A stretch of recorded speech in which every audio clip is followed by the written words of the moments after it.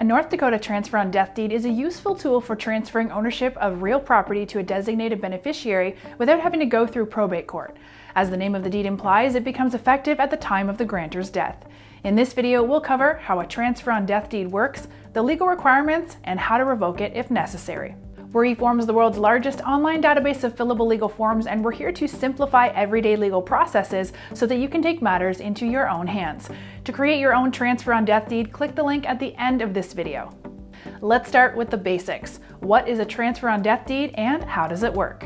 Typically, when a person passes away, their properties and assets go through the probate court before they can be dispersed to the rightful heirs. It can be a very long and complicated process.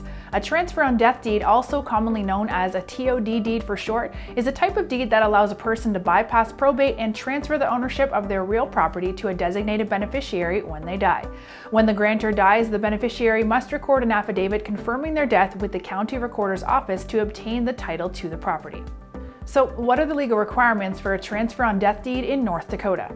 The deed must be recorded with the county recorder's office in the county where the property is located prior to the grantor's death. The deed must be signed by the grantor in the presence of a notary public. A legal description of the property must be included in the form. This can be found on the property deed or at the county recorder's office.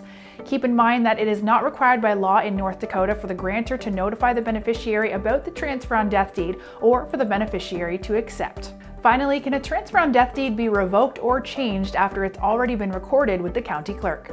The answer is yes. In North Dakota, a transfer on death deed can be revoked with one of the following: a transfer on death deed that revokes the deed or part of the deed expressly or by inconsistency, an instrument of revocation that expressly revokes the deed or part of the deed, an inter vivos deed that expressly revokes the transfer on death deed or part of the deed. For the revocation to be effective, it must be recorded with the county clerk's office before the transferor's death.